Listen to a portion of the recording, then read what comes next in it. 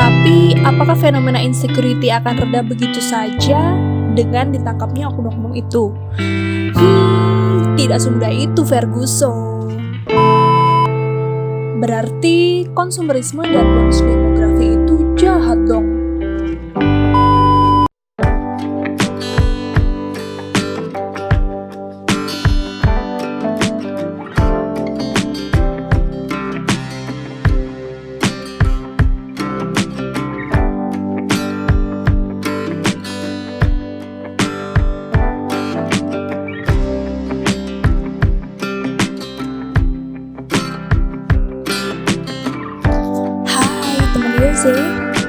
Lagi insecure ngelihat orang-orang sekitar udah punya ini, punya itu.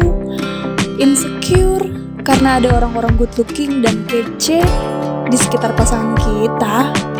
Atau insecure ada anak baru di kantor yang pinter dan keren banget. Sama, aku juga. Ceritain aja yuk di cerita Yose.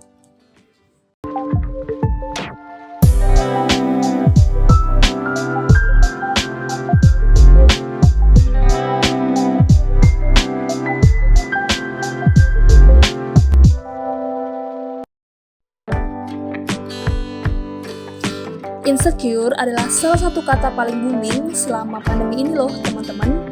Kalau kita coba cek di YouTube, banyak banget video-video yang bahas itu sejak 2021 kemarin. Hari ini adalah insecure, karena beberapa waktu lalu gue sempat isi webinar. Iya, kali ini kita bakalan bahas tentang insecure lagi nih. Tapi, aku gak sendirian.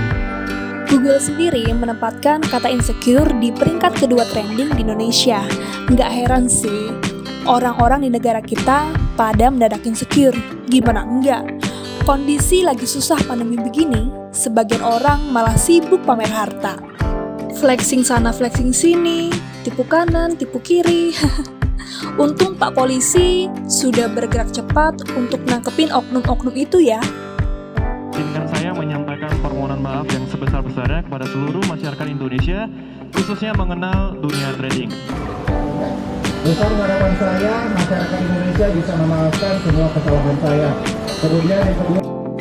Tapi, apakah fenomena insecurity akan reda begitu saja dengan ditangkapnya oknum-oknum itu? Tidak semudah itu, Ferguson.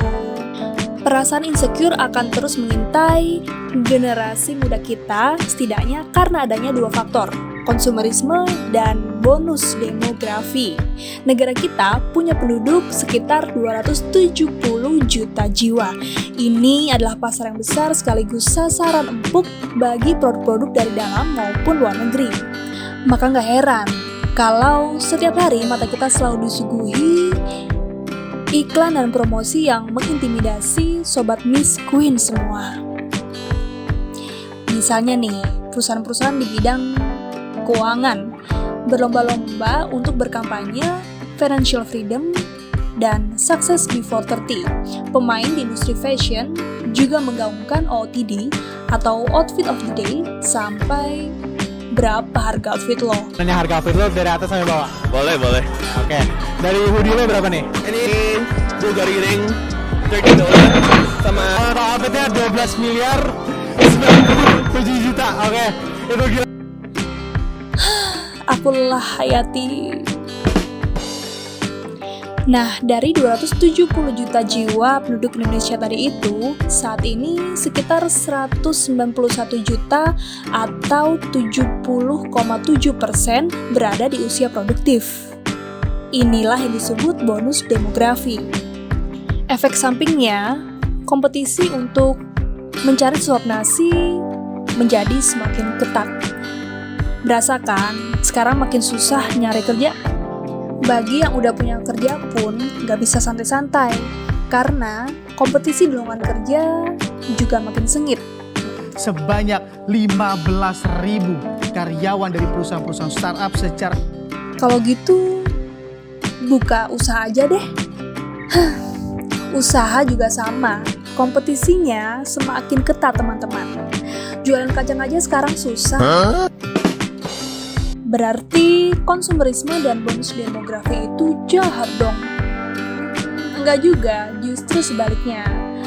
Konsumerisme dan bonus demografi itu baik dan bagus buat perekonomian negara kita, teman-teman.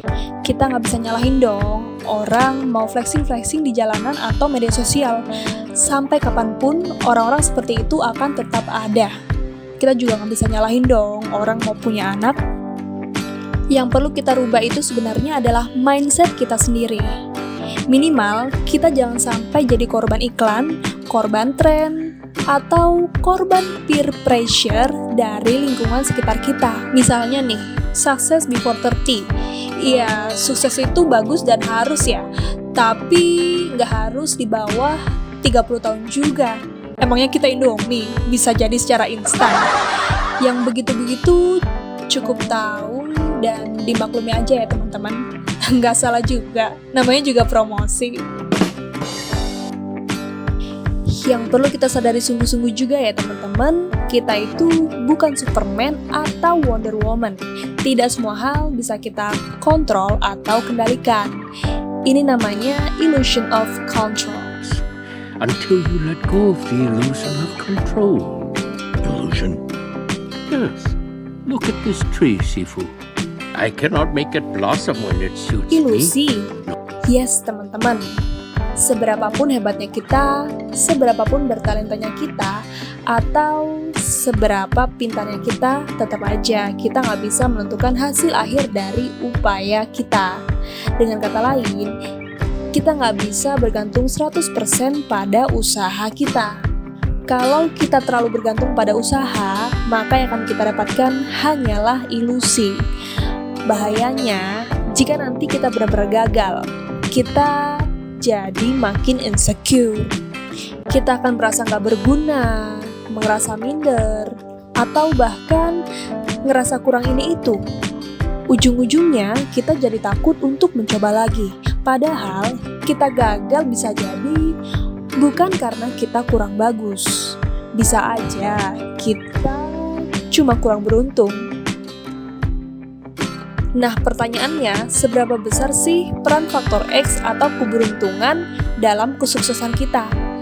Secara teori, nggak ada yang bisa ngasih angka pasti sih. Tapi kalau menurut penelitian di artikel ini nih, faktor luck bagi kesuksesan seseorang seringkali lebih besar dari yang dibayangkan. Jadi, kalau teman-teman berpikir luck sumbangsinya 20%, maka sebenarnya bisa jadi 40% atau bahkan lebih. Kalau kita tanya sama orang-orang yang udah sukses, seberapa besar faktor luck bagi mereka, jawabannya bervariasi teman-teman.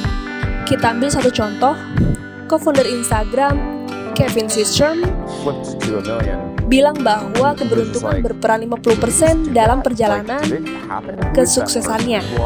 Bahkan, kalau menurut Reid Hoffman, co-founder LinkedIn, angka 50% itu bisa jadi kurang besar. Wah, bapak-bapak ini lagi merendah atau gimana sih? Nah, kalau menurut teman-teman gimana? Setuju nggak 50% atau punya angka lain? Coba sharing di kolom komentar ya. Kalau gitu, banyak-banyak doa aja biar beruntung. Nggak gitu juga ya teman-teman. Masalahnya, keberuntungan itu cenderung berpihak pada orang yang siap, orang yang punya talenta, punya skill, dan bermental entrepreneur. Doa itu cukup sebatas menjadi pengingat atau pengakuan kita bahwa manusia itu nggak sempurna dan selalu membutuhkan pertolongannya. Yang utama, kita perlu terus belajar, meningkatkan skill, menambah pengalaman, menambah jam terbang, dan terus mencoba. Jadi, nggak perlu insecure, tapi harus banyak-banyak bersyukur. Loh, kok syukurin?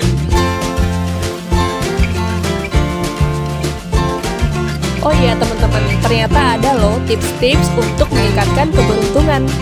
Kira-kira perlu kita ceritain nggak ya?